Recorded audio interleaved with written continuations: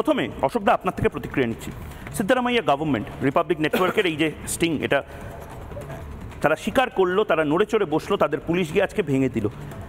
আপনাদেরই জোটসঙ্গী মমতা বন্দ্যোপাধ্যায়, কেন আপনারা এই দাবিটা করবেন না? বাংলা কেন, ভারতে এটা তো অনুপ্রবেশটা ইজ আ প্রবলেম, এটা বার্নিং ইস্যু। 1 মিনিট সময় আপনার।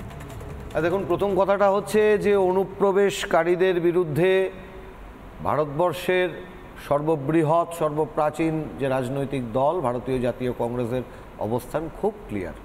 কিন্তু প্রশ্ন হচ্ছে, আপনারা যে তথ্য এতক্ষণ দেখাচ্ছিলেন সেখানে দেখলাম কেউ 2000 টাকা, কেউ 20,000, কেউ অমুক তমুক এই করে করে অনুপ্রবেশ করছে ভারতবর্ষে।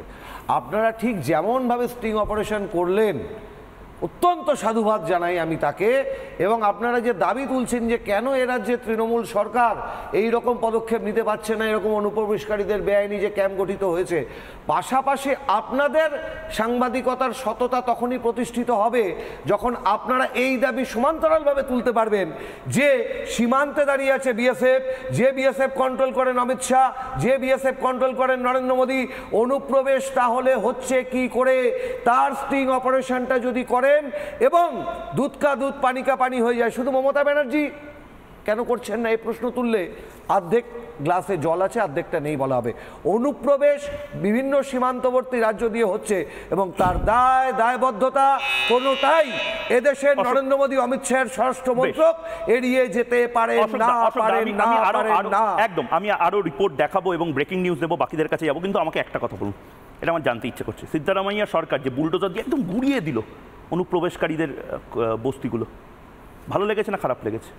দেখুন, আপনাদের আমি আবার বললাম, অজিত চৌধুরী এখন প্রাক্তন, সিদ্ধারামাইয়া প্রাক্তন না। শুনুন, আরে আজকে আপনি এখানে প্রাক্তন আছেন, কালকে বিপিতে বর্তমান ছিলেন, পরশু আবার সেটা বুঝতে পেরেছি। আপনার গায়ে লাগছে, আপনার গায়ে লাগছে। সিদ্ধারামাইয়া সরকার প্রশ্নটা হচ্ছে যেটা করলো সেটা ভালো করেছে না খারাপ? অনুপ্রবেশের বিরুদ্ধে বলছি না, মোদির বিরুদ্ধে বললে আপনার গায়ে লাগে। আমার কারোর বিরুদ্ধে বললেই গায়ে লাগে না। আমি শুধু বলছি দায়বদ্ধতা, সিদ্ধারামাইয়া যে কাজটা করেছে ভালো করেছে না খারাপ করেছে। আমি আবার বলছি, বুলডোজার দিয়ে, আমি পেছনে বুলডোজারের ছবিটাও চালাতে বলবো। আপনার দেখুন, বুলডোজার দিয়ে গুড়িয়ে দিচ্ছে। প্রতিবেদন আমরা দেখেছি। আমি বলছি রোহিঙ্গা বস্তি, দাদা আপনার প্রতিবেদন আমি দেখেছি। আপনাদের সরকার আছে, বলতে দেবেন না? আপনি সরকারটা তো আপনাদের। আপনি আমার জায়গায় বসুন। আমি আপনাকে বলছি না, আমি আপনাদের বেকার দাঁড়াতে হবে। আমি বলছি যে সরকারটা তো আপনাদের। বলতে দিন না। আচ্ছা বলুন। আপনি বলতে দিন। আপনি তো নিজে প্রশ্ন করে যাচ্ছেন, নিজে উত্তর দিচ্ছেন। আমার বক্তব্যের জায়গাটা খুব স্পেসিফিক। আপনারা এই প্রতিবেদন দেখালেন যে একটা কোথাও একটা বস্তি ভাঙাটা না, একদম কর্ণাটকের। আমি জায়গা বলে দিচ্ছি, ব্যাঙ্গালোর শহরে। কর্ণাটকের ব্যাঙ্গালোর কোনোটাই, সেখানে কংগ্রেস গভর্নমেন্ট কোনোটাই অস্বীকার করছে না। কিন্তু দূর থেকে শুধু হাত পা সাধুবাদ জানাচ্ছেন তো, দূর থেকে শুধু হাত পা নাড়াটা কোন কারণে ভাঙা হচ্ছে আপনাদের প্রতিবেদন দেখে অন্তত আমি বিশ্বাস করতে পারবো না। কারণ আপনারা যেভাবে ভুয়ো এক্সিট পোল দিয়ে দেশকে বিভ্রান্ত করেছেন। আমি শুধু একটা কথা যদি বলেন, আপনি তৃণমূলের হয়ে এসেছেন না কংগ্রেসের হয়ে, না কংগ্রেসের হয়ে এসেছি। ওপারের যারা রাজাকার জামাত, ওপারের যারা রাজাকার জামাত, তারা মুক্তিযুদ্ধে অংশ না নিয়ে আজকে বড় দেশপ্রেমিক হয়েছে। ঠিক একইভাবে আরএসএস সংঘ পরিবার এদেশের স্বাধীনতা সংগ্রামে অংশ না নিয়ে তাদের কাছ থেকে আমাদের আজকে দেশপ্রেম শিখতে হচ্ছে। ট্র্যাজেডিটা একই জায়গায়। আমি জানি অনেক জায়গা কাটাতার নেই, কেন্দ্র বলবে রাজ্য, রাজ্য বলবে কেন্দ্র, কিন্তু আমি বলছি ভালনারেবিলিটির জায়গাটা নিষিদ্ধ। দেখুন, অনুপ্রবেশ একটা গুরুত্বপূর্ণ সমস্যা, এটা সব দলই স্বীকার করে। সে বুদ্ধবাবুও করেছেন, মমতাও করেছেন সংসদে। আর বিষয়টা হলো, কর্ণাটক সরকার যে পদক্ষেপটা নিয়েছে তার অর্ধেকটা দেখা যাচ্ছে, অর্ধেকটা বোঝা যাচ্ছে না। ওই লোকগুলোকে কি করবে কর্ণাটক সরকার, সেটা এখনো পর্যন্ত পরিষ্কার নয়। আর এখানে অনুপ্রবেশের জন্য যে বিএসএফের প্রসঙ্গটা বারবার আসছিল, প্রায় 1000 কিলোমিটার জমি অধিগ্রহণ করে দেয়নি। আমরা জানি মেট্রো রেলের জন্য জোকা রুট এবং বউবাজারের যে মেট্রো রুট, এটা রাজ্য সরকার জমি অধিগ্রহণ করে দিয়েছে। তবে নকশা হয়ে এখানে রাজ্য সরকার একটা আন্তর্জাতিক সীমান্তে জমি অধিগ্রহণ করে দিচ্ছে না। তো সুতরাং সেখানে বিএসএফ করে চিৎকার করে গলা ফাটিয়ে কোনো লাভ নেই। এই যে কোচবিহার, উত্তর 24 পরগনা, মুর্শিদাবাদ এবং দক্ষিণ 24 পরগনার একটা বিস্তীর্ণ এলাকায় রোহিঙ্গারা যে ভিড় করে বসে আছে এবং তাদেরকে যে মদত দিচ্ছে একটা বিশেষ সরকার, সেটা আজকে আমাদের কাছে পরিষ্কার। কিছুদিন আগে ভুয়ো শিক্ষকদের যে তালিকা মুর্শিদাবাদ এবং কোচবিহার থেকে এসেছে, তাতে দেখা যাচ্ছে 60%-এর ওপর রোহিঙ্গা, তাদের এখানকার লোকই নয়। সুতরাং এরা একটা চরম আর্থিক চাপের শিকার হচ্ছে। বাংলার যুবক যুবতীদেরকে বঞ্চিত করা হচ্ছে, কর্মসংস্থানের সংকট হচ্ছে, জিনিসের দাম বাড়ছে, দুষ্কৃতি পরায়ণতা বাড়ছে এবং সামাজিক জনবিন্যাসের পরিবর্তন ঘটছে। এটা একটা সুস্থ সমাজের পক্ষে কাঙ্ক্ষিত নয়। দীপ্তাশ্ব যশ, আপনাকে আমি 1 মিনিট সময় দেবো। আমি বলছি সদিচ্ছার অভাব। মহারাষ্ট্র সরকার, শিবসেনার সরকার ছিল যখন উদ্ধব ঠাকরে, দীপাঞ্জন দা বললেন, তিনি যদি এটা স্টার্ট করতে পারেন, সিদ্ধারামাইয়া গভর্নমেন্ট গোটা দেশে যেভাবে প্রথম এই কাজটা একটা রিপাবলিক বাংলা, রিপাবলিক নেটওয়ার্কের স্টিংয়ের পর কাজ করতে পারেন, মমতা বন্দ্যোপাধ্যায় বা তাদের দলের লোকেরাও নিশ্চয়ই এটা দেখছেন, লাগাতার এই ক্যাম্পেইন রিপাবলিক নেটওয়ার্কের দেখছেন, তাহলে কেন সদিচ্ছাটা নেই? কেন ব্যাঙ্গালোর পারলে কলকাতা কেন পারবে না?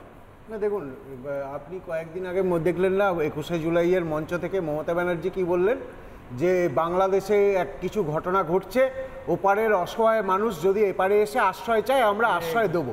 আচ্ছা, এই কথাটা মমতা ব্যানার্জি 2021 সালে যখন দুর্গাপুজোর সময় হিন্দুদের ওপরে আক্রমণ হয়েছিল তখন মমতা ব্যানার্জি বলেছিলেন, একটু চুপ করে নিন, শুনে নিন, সবাইকে এক এক করে টাইম দেবো আজকে বিতর্কের থেকে আপনাদের বক্তব্যগুলো। এবার আপনি বলুন, এই যে আচ্ছা আপনি বলছেন সদিচ্ছার কথা, আপনি দেখালেন জেসিবি দিয়ে ভাঙা হয়েছে, বেশ খুব ভালো কথা। এদের ডিপোর্টেশনের কি হবে? এদেরকে কি পুলিশ অ্যারেস্ট করেছে, করে এদেরকে কি হ্যান্ড ওভার করেছে ডিপোর্ট করার জন্য? এবার এখানে আর একটা কথা এলো, বিএসএফ, তৃণমূল এবং কংগ্রেসের জোটের মুখপাত্র অশোকবাবু বললেন বিএসএফ কেন কিছু করছে না। একটা জিনিস জেনে রাখা দরকার, বিএসএফ এর কোনো নিজস্ব কোর্ট নেই। বিএসএফ কাউকে যদি ডিটেন করে, বিএসএফ তাকে হ্যান্ড ওভার করে লোকাল পুলিশের কাছে। লোকাল পুলিশের কাছে গিয়ে তখন তো তৃণমূলের পঞ্চায়েত সদস্যরা গিয়ে বলবে যে 10 সেকেন্ড একটু অশোকদা রিঅ্যাকশনটা নিয়ে। দীপ্তাশ্বদা, অশোকদা হাত তুলছেন, 10 সেকেন্ড, অশোকদা কিছু রিভার্ট করবে। আধার যদি কেন্দ্রের দায়িত্ব হয়, কয়েকদিন আগে আপনাদের কাছে ক্লিপিংস আছে, চালান। তৃণমূলের কাউন্সিলর পৌরসভার বনগাঁয় দাঁড়িয়ে কি বলছিলেন, যারা বাংলাদেশ থেকে এসছেন তারা জাকিরদার সঙ্গে যোগাযোগ করে নেবেন আধার কার্ডের জন্য।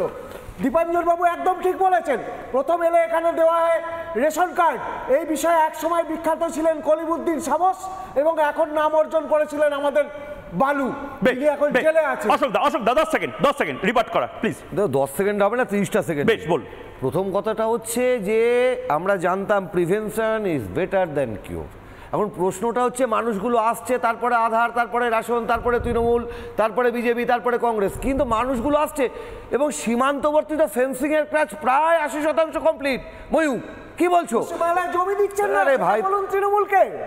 তাহলে আপনি বলে যান আমি চুপ করে যাই? আপনার অনুমতি নিয়ে বলতে হবে রিপাবলিকে?